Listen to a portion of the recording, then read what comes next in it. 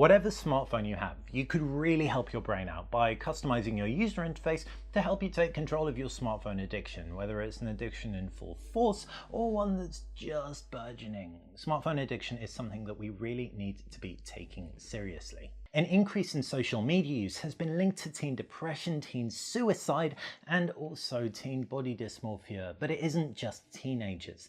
Adults are finding it harder to complete tasks, with smartphone notifications linked to an inability to complete tasks, which in a result can lead to depression as well. Now, Android P is looking to tackle this with its Digital Wellness Center. The next version of Android should have an area where you can monitor your app usage and limit it as well. There'll be a few other things too, and iOS 12 looks set to do this as well down the line. But what can you do right now? Well, one manufacturer is trailblazing, and that is OnePlus with its Oxygen OS. Oxygen OS lets you customize Android in ways that sometimes it feels OnePlus doesn't even realize is better for your digital well-being. The reading mode, for example, turns everything black and white. Now, that's great for reading, sure, but it's actually also really good for preventing smartphones completely overloading your brain with information that comes in the form of color, making usage even more compulsive. I'm going to be running through the ways OnePlus is stepping ahead here and hoping that some of these features and more make their way into smartphones that can help you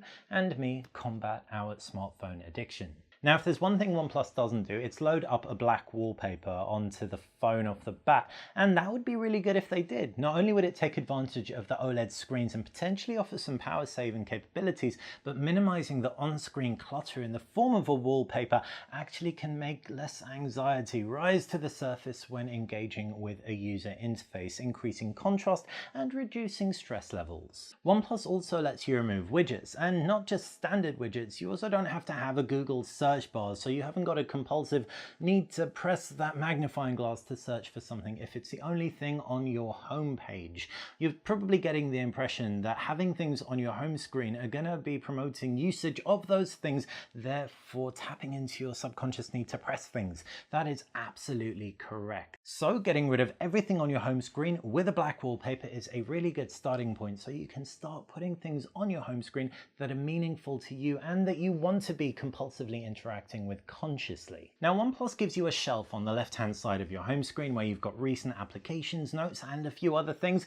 Get rid of it. I mean, it's nice that OnePlus puts it there, and if you really want to use it, sure, I guess you can. But if you're worried about smartphone addiction or just want to test out just being less compulsive with your phone, not having a screen to the left or a screen to the right will give you nothing to swipe on.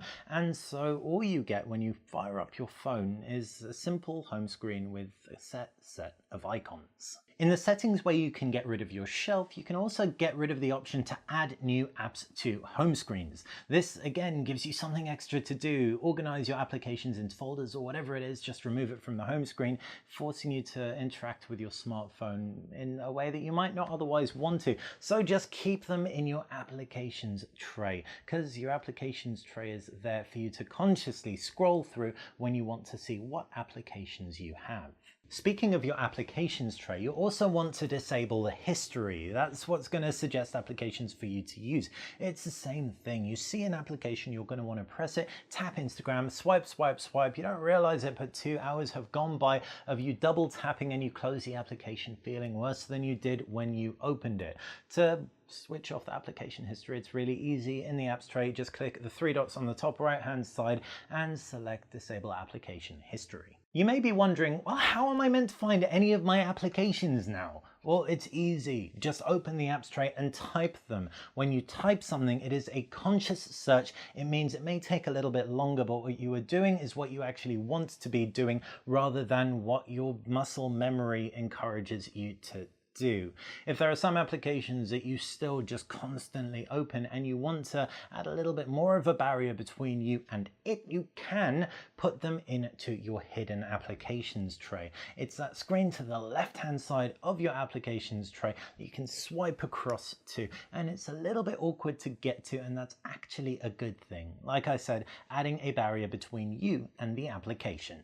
Going back to the home screen, and we probably don't need dots on top of every application that we have in order to remind us there's a notification there. We'll have probably seen the notification as it has come in. So I'd also get rid of notification dots personally. That again can just reduce the anxiety and the pressure to just go into the application and identify what that notification is. I also really love the fact that the OnePlus 6 supports gestures. So you can swipe up on the left-hand side to go backwards, swipe up to go home, and swipe up and keep it held up in order to multitask.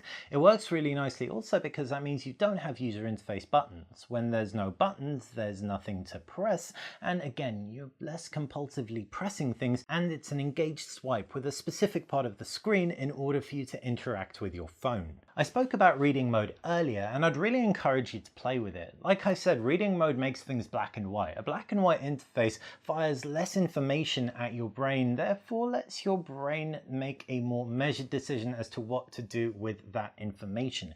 It may be a little bit harder for you to identify applications, but as we've established, sometimes making things a little bit harder makes your decision making a little bit more conscious. Firing up reading mode is a piece of cake. There is a quick toggle in the notifications bar. Just press it, everything's black and white, press it again, and everything isn't.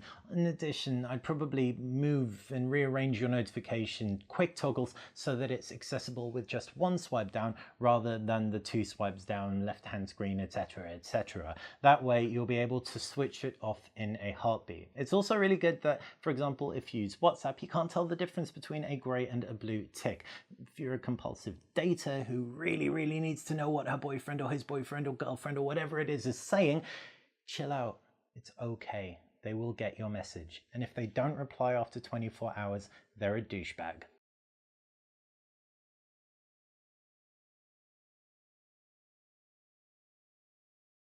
So now you've got a blank home screen, hopefully a black wallpaper, and a phone that's oriented to make you not use it.